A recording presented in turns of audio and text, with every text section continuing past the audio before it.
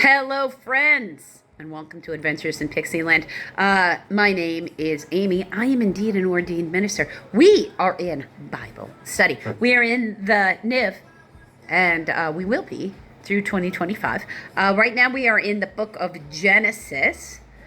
In this particular video, we are doing chapter 31, and we are doing verses 22 through 55. So the rest of chapter 31. So let's jump in. Laban pursues Jacob. Now, Jacob's son of Isaac. Laban is his father-in-law. He's married. Jacob is married to both of Laban's daughters, Leah and Rachel, okay? Who have been having a baby off with each other and including their handmaids and their husband for some very strange thing I can't understand. All right, so chapter 31, verse 22. On the third day, Laban had been told that Jacob had fled, so it took 3 days for his father-in-law to find out, taking his relatives with him. He pursued Jacob for 7 days and caught up with him in the hill country of Gilead.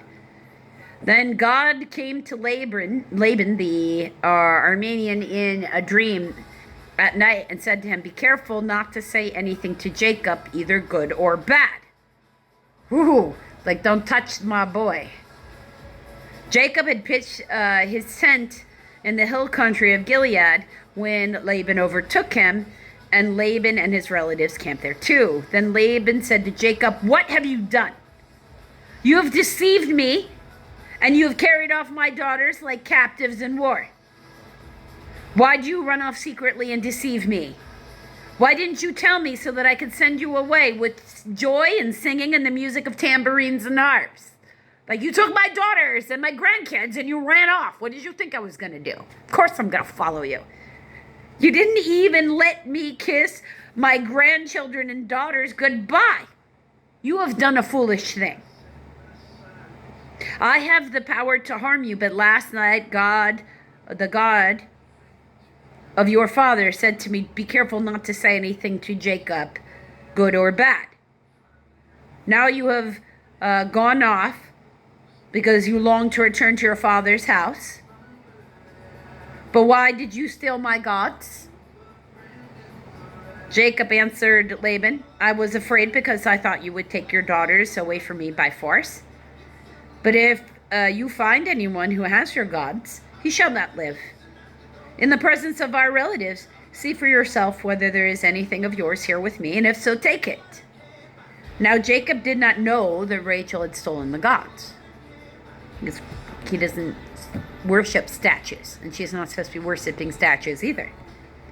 So Laban went into Jacob's tent and into Leah's tent, into the tent of the two maids servants, but he found nothing.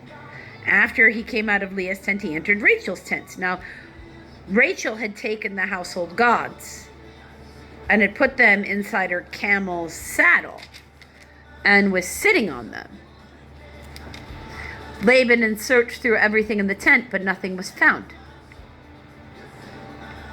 Rachel said to her father, "Don't be angry, my lord, that I cannot stand up in your presence. I am having my period." So he searched, but could not find the household gods because she was being shifty. When Jacob was angry and took Laban to task. "What is my crime?" he asked Laban. "What sin have I committed that you hunt me down? Now that you have searched through all of my goods and you have found nothing that belongs to your household, put it here in front of your relatives and mine, and let them judge between the two of us.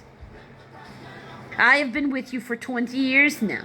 Your sheep and goats have not miscarried, nor have I eaten rams from your flock. I did not bring you animals torn by wild beasts.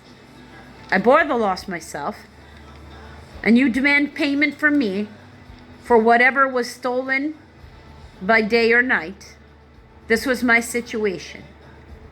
The heat consumed me in the daytime, the cold at night, and sleep fled from my eyes. It was like this for 20 years when I was in your household. I worked for 14 years for your two daughters and 6 years for your flocks, and you changed my wages 10 times. If the God of my father, the God of Abraham, and the fear of Isaac had not been with me, you surely would have sent me on my way empty-handed. But God has seen my hardship and the toil of my hands, and last night he rebuked you. Laban answered Jacob, the women are my daughters, their children are my children, and the flocks are my flocks. All you see is mine. What can I do today about these daughters of mine, or about the children they have borne? Come now, let's make a covenant, you and I, and let it serve as a witness between us. So Jacob took a stone and set it upon a pillar. He said to his relatives, gather some stones. So they took stones and piled them up in a heap, and they ate there by the heap. Laban called it Jegar Sadutha, Jegar, and Sahadutha. So two separate words. That's Aramaic. It means witness heap, because that's literally what it is. And Jacob called it Galid, which means the exact same thing, but in Hebrew. So, at least they weren't arguing, just two different languages. Laban said, this heap is a witness between you and me today.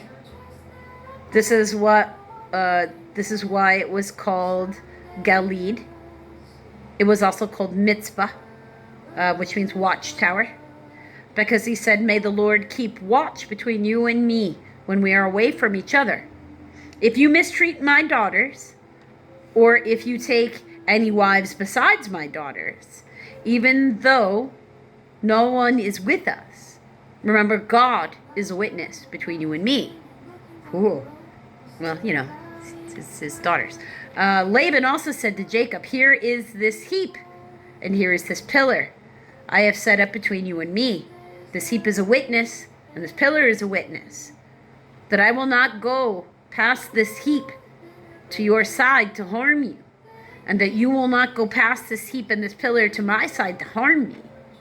May the God of Abraham, the God of Nahor, the God of their father, judge between us all. So Jacob took an oath in the name of the fear of his father Isaac. He offered a sacrifice there in the hill country and invited his relatives to a meal. After they had eaten, they spent the night there. Early the next morning, Laban kissed his grandchildren and his daughters and blessed them. Then he left, returned home. And people don't like it when their relatives suddenly disappear.